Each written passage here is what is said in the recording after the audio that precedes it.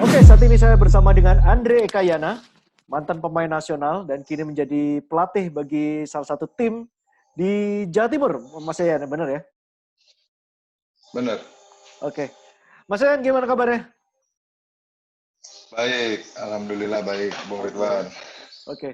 Kegiatan belakangan ngapain aja nih selama masa pandemi ini terutama? Eh, Tetap melatih, kita tetap ada latihan secara online. Kemudian saat kondisinya kemarin udah mulai membaik, kita ada kabar bahwa kondisi Kota Malang udah mulai membaik dari COVID. Kita mulai latihan di lapangan, cuman terbatas saja. Jadi kita tetap berlatih di sini. Iya. Gitu Mas sih. Yayan, ya kita baru saja dapat kabar nih dari Andi Batam bahwa Mas Yayan terpilih untuk menjadi asisten coach bagi tim elit basket ya Indonesia Muda itu. Bisa dikonfirmasi hal itu Mas Yayan? Iya, emang benar Bung Ridwan. Kemarin saya waktu Perbasi membuka kesempatan buat kami pelatih ini untuk masuk menjadi asisten timnas muda, emang saya ikut daftar sih, ikut ngirim CV gitu. Iya. Nah, Dan emang setelah melalui proses interview segala macam, ya, alhamdulillah terpilih sebagai asisten timnas muda. oke. Mas Yayan mungkin perlu ini ya kita juga tanyakan juga ya. Ada motivasi apa Mas Yayan sehingga Mas Yayan waktu itu bersedia atau ikut mengirimkan CV-nya ya untuk mendaftar menjadi asisten pelatih dari Indonesia Muda ini. Tim elit Indonesia Muda ini. Kalau udah ada hubungannya sama bendera merah putih dan gambar Garuda di dada nanti di jersey-nya itu kayaknya udah nggak bakalan mikir lama sih. Ada kesempatan ya kan. Ini Ya, apalagi timnas muda, elit muda yang notabene nanti pemainnya akan di bawah usia 23 tahun. Dan setelah saya menjadi pemain pensiun, saya pun berkutat di pengembangan bola basket di usia 16 sampai 18. Jadi saya rasa cocok lah buat saya gitu. oke. Mas Yayan, kalau kita melihat dari bio ya, karir Mas Yayan mulai dari dulu mudanya, mulai dari masa pengembangan, kemudian menjadi pemain profesional, berlanjut jadi pemain timnas, kemudian kini berkarir sebagai pelatih untuk para pemain junior ya istilahnya. Eh, dari pengalaman yang panjang ini, Mas Yayan, kira-kira apa yang Mas Yayan pelajari dari pengembangan basket, terutama dari para pemain muda basket Indonesia ini? Apa yang mesti menjadi fokus utama yang terpenting? Uh, yang terpenting saat ini basic dan fundamental. Saya merasa sebagai pemain, basic skill saya dan fundamental bola basket saya itu sebenarnya nggak terlalu bagus. Kalau saya boleh mengulang jadi pemain muda lagi, saya akan kerja keras di situ. Jadi memang latihan basic dan fundamental tuh membosankan. Makan waktu, makan tenaga, dan bikin stres. Karena emang bosen latihannya itu-itu aja. Nah, eh, tapi ternyata itu yang paling penting. Kenapa saya bisa bilang kayak gitu? Dulunya, ya mungkin Bung Ridwan ngerti lah. Saya dulu waktu usia 20-an mainnya kayak apa sih? Ya. Udah kayak apalah ya, mobil balap gitu, belok sana, belok sini, lompat, bla bla bla. Dan ujung-ujungnya di akhir karir saya di waktu itu saya mungkin mainnya di Hang Tua dan Pelita Jaya. Sampai terutama yang di Hang Tua, saya terpilih masuk timnas lagi di tahun 2015, usia saya saat itu udah 33. Itu karena apa? Saya mainnya cuman balik lagi, basic fundamental, gerakan-gerakan saya udah nggak seaneh-aneh waktu saya masih muda. Nah, saya baru sadar nih, oh ternyata yang terpakai tahan lama, skillnya bisa dipakai sampai di usia menjelang pensiun tuh yang gerakan basic fundamental. Cuman mungkin ngelakuinnya lebih perfect aja gitu. Kayak gitu sih. Jadi memang uh, latihan itu akan membosankan, tapi emang itu kenyataannya. Di mungkin buat penonton juga nggak enak, tapi buat pemain itu penting banget. Asli itu penting banget. Iya. Kayak Mas gitu. Yayan, waktu saya menginterview Andi Batam ya sebelum ini, salah satu alasan dibentuknya tim elit muda ini adalah untuk menjembatani. Karena seringkali itu, apalagi dengan melihat kondisi sekarang, kompetisi untuk anak-anak usia muda yang di bawah usia 16 terutama itu sangat banyak sekali. Kemudian udah tersedia liga mahasiswa dan juga IBL ya untuk liga profesional, dan itu kompetisinya juga udah berjalan dengan baik sekali. Namun ada kesenggangan, ada kesenjangan maksud saya antara usia 16 sampai usia 21 ini karena kompetisinya sangat kurang sekali. Nah, dari kacamata Mas Yan sendiri, dari pengalaman dulu mulai dari pemain muda, pemain pembinaan hingga jadi pemain profesional itu, apakah ini masalah ini memang menjadi faktor penting ya, di mana development basket Indonesia ini harus masalah ini harus dipecahkan apabila basket Indonesia ini harus kepingin berkembang dengan cepat. Ya, saya setuju sih. Memang rentang dari usia 18 sampai 21 adalah masa yang sangat rawan. Pemain tuh biasanya selepas mereka SMA, mereka mulai dewasa, mereka akan melihat lebih banyak hal. Kalau mereka serius di basket, harusnya mereka mulai mempersiapkan diri untuk menjadi pemain profesional. Kalau memang mereka pengen ya. Tapi saat kompetisi ini kurang, mereka kurang tersiapkan dengan baik secara fisik, mental, maupun basketball knowledge. Ini yang paling penting. Yang terakhir, basketball knowledge. Karena sangat beda sekali antara bola basket di level 18 tahun ke bawah dengan pro, sangat beda. Kayak gitu. Mereka butuh mempersiapkan banyak hal untuk menjadi pemain profesional.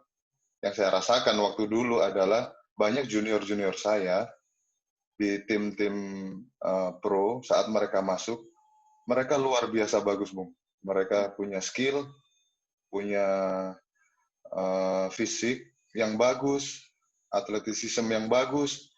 Cuman kurangnya mereka satu, basketball knowledge-nya kurangnya masih banyak. Ini yang harus dipersiapkan.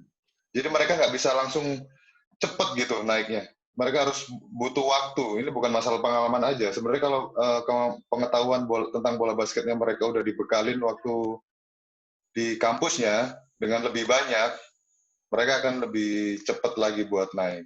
Kayak gitu. Itu sebabnya yang saya ngerasa akhirnya mungkin agak lambat nih. Pemain muda yang bagus nih nongol kayak gitu-gitu.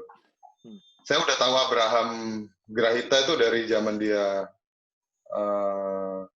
tahun 2015-an masih di Esa Unggul. Waktu itu ada 3 orang Esa Unggul yang menurut saya, oh ini bakalan bisa jadi pemain. Cuman balik itu lagi kan, mesti nunggu dulu. Nunggu dulu sebentar, akhirnya barulah nongol Abraham. Kayak gitu. Saya rasa kalau misalnya yang di daerah-daerah lain punya pengembangan bola basket yang sama sih, saya rasa akan pemain-pemain kayak Abraham akan banyak dan lebih cepat keluarnya di liga kayak gitu. Jadi tadi Mas Yayan sudah menyebutkan 2 hal penting ya. Pertama masalah fundamental, kedua masalah basketball knowledge gitu ya. Nah, harapannya dengan Mas Yayan bisa menjadi asisten pelatih atau bergabung dalam tim ya yang membina tim elit basket Indonesia muda ini. Kalau secara idealnya Mas Yayan harapkan apa yang bisa Mas Yayan ini kembangkan dari para pemain muda ini? Sebagai asisten tentu saya akan ikut dulu sama coach-nya ya. Kemudian sistem permainan seperti apa yang diinginkan. Kita tahu timnas elit muda ini kan harus linear dengan tim yang senior. Yeah. Dengan sistem yang akan dipakai oleh coach Toro. Jadi saya akan lihat dulu, cuman harapan saya sih nggak akan jauh beda. Misalnya gini, coach Toro punya sistem akan linear dengan coach Yobel, drill-drillnya, gaya main seperti apa. tugas kita sebagai asisten memang harus membedah pola permainan yang diinginkan head coach-nya. Nah, dari situ berdasarkan pengalaman dan pengetahuan, tentu juga mungkin dengan persetujuan coaching staff ya tentunya, kita akan membedah tuh pola permainannya, detil-detilnya. Ya itu yang maksud saya, nanti mereka akan mendapatkan pengetahuan basket di situ, basketball knowledge ya. Kenapa kamu harus melakukan ini? Karena sistemnya ini. Kenapa ini boleh? Kenapa ini jangan dulu dilakuin? Bukan nggak boleh, Bung. Saya nggak pernah bilang nggak boleh kepada pemain ya. Jadi lakuin ini dulu, yang ini jangan dulu. Karena sistem permainan tuh kalau misalnya ada satu yang miss, nggak bisa jalan. Jadi seperti itu sih. Oke. Sebelum saya melanjutkan ke pertanyaan berikutnya, saya kepingin tahu sendiri bagaimana istilahnya kesan dari Mas Yayan sendiri ya, transisi dari posisi sebagai pemain kemudian menjadi pelatih. Bagaimana ada pengalaman adjustment apa nggak? Ada tantangan apa nggak yang terjadi transisi dalam masa transisi ini? Tentunya ada, Bung. Sebagai pemain, mantan pemain yang kemudian melatih, tentu ini sih yang paling berasa itu adalah saat saya harus menyampaikan sesuatu kepada pemain saya. Gaya penyampaiannya. Saya waktu pertama kali ngelatih kayak komunikasinya masih belum bagus sih antara saya ke pemain. Saya berusaha mencari bahasa yang tepat. Awalnya saya berusaha menggunakan bahasa basket yang baku. Karena itu juga pengetahuan buat pemain kan. Saya harus mengenalkan itu. Tapi memang kadang pemain nggak mudah mengerti. Jadi saat bahasanya diganti dengan bahasa yang lebih ringan dan sederhana, ternyata mereka lebih cepat paham kayak gitu. Lebih meresap ya. Terutama komunikasi itu aja sih yang paling penting. Ya. Pernah nggak dalam pengalaman yang belum lama ini menjadi pelatih, pernah ada satu kejadian atau satu situasi di mana Mas Yayan bilang, udahlah kamu duduk aja saya yang main gitu? Nggak, Bung, nggak bisa, Bung. Nggak. Oke. Nggak pernah sih. Cuman kadang memang kritik itu ada. Jadi dari asisten saya, Mas, Coach, ada hal yang kamu sampaikan yang menurut kamu itu adalah hal yang mudah, belum tentu mudah buat pemainmu. Ya. Jadi saya ngerasa, kok gitu aja nggak bisa sih? Ya, tapi memang itu sih ya. Oke, saya harus menyadari bahwa mungkin kemampuan pemain saya belum secepat yang saya harapkan lah. Jadi ya memang itu sih. Nah ini menuju ke pertanyaan saya tadi ya. Ini terlepas dari posisi Mas Yayan sebagai asisten coach ya di timnas elit muda ini. Tetapi ini hanya pandangan pribadi Mas Yayan sendiri sebagai pelatih yang pernah melatih tim junior, istilah tim muda ini. Apa sih yang Mas Yayan umpamanya dalam kasus tadi umpamanya seperti Mas Yayan melihat potensi seorang Abraham Damal Grahita. Apa sih sebenarnya dari ciri-ciri dari pemain muda ini yang bisa menarik perhatian dari pelatih selevel Mas Yayan ini?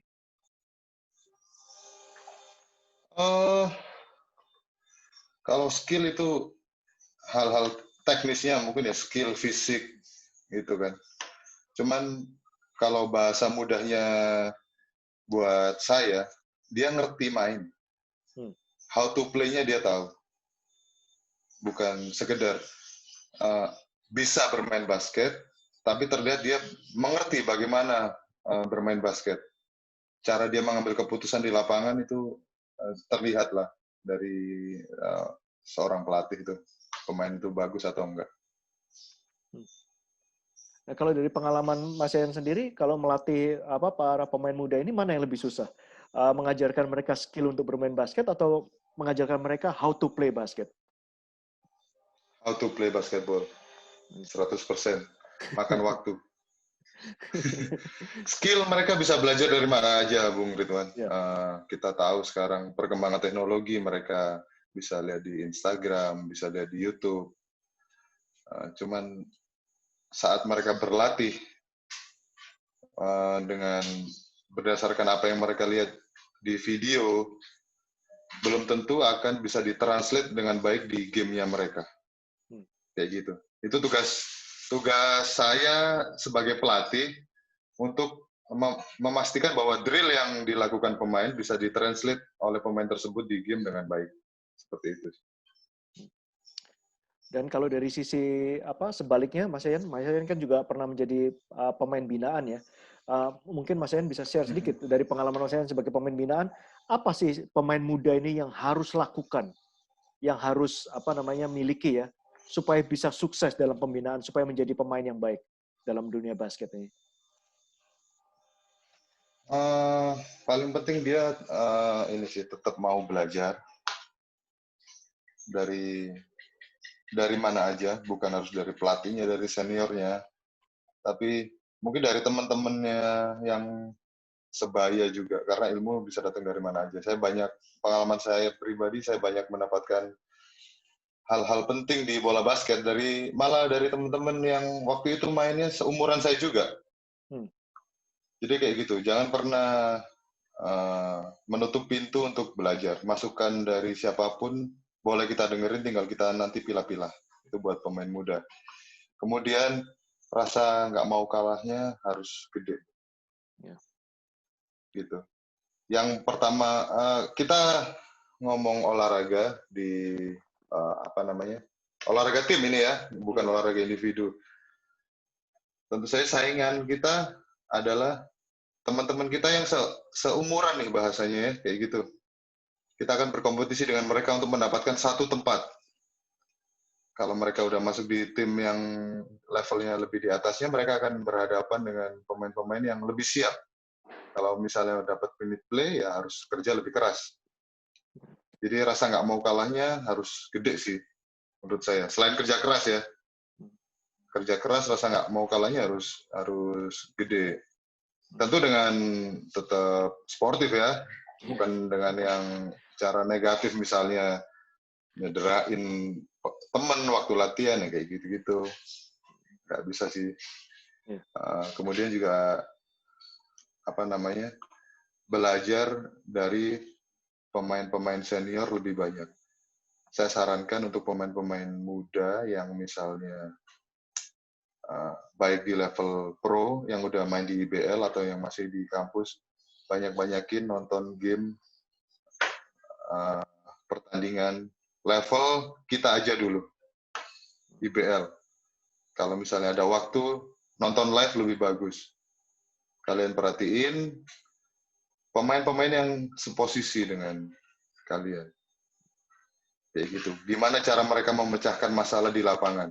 Karena tiap orang dengan posisi yang sama, masalah yang sama, mengambil solusi yang berbeda-beda. Nah, kayak gitu. Itu yang memperkaya wawasan mereka. Seperti itu sih, Bu. Ini pertanyaan terakhir, Mas Yayan.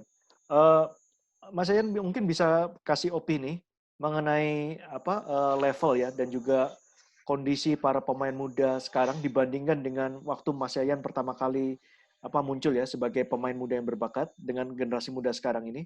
Dan kira-kira harapan apa Mas Yayan ingin dapatkan dari mereka untuk selama 2, 3, sampai 5 tahun ke depan ini dengan adanya tim Indonesia, tim elit Indonesia ya. Prestasi apa yang kira-kira bisa menjadi secara reasonable ya target bagi mereka untuk bisa dicapai? Perbedaan yang sangat jelas adalah gaya basket sekarang sama gaya basket dulu mulai bergeser. Tidak sama. Dulu memang benar-benar ngandalin speed dan skill kalau waktu saya muda dulu.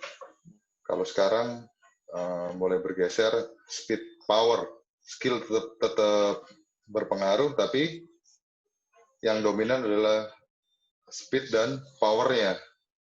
Jadi skillnya pemain sekarang udah mulai merata dengan tinggi badan yang udah mulai lebih di atas rata-rata yang lain. Jadi saya harapkan sih mereka akan menambah lagi itu tadi sih, balik lagi sih Bung, basketball knowledge-nya ya. Gimana caranya akhirnya mereka memanfaatkan skill, speed, dan power-nya mereka untuk menjadi pemain yang lebih baik lagi, yang lebih susah lagi dijaga. As a team tentunya. Karena kebanyakan sih begitu skill-nya bagus, speed-nya ada, power-nya gede, mulai itu one man show. Nah, itu udah mulai jadi masalah untuk pemain muda kan.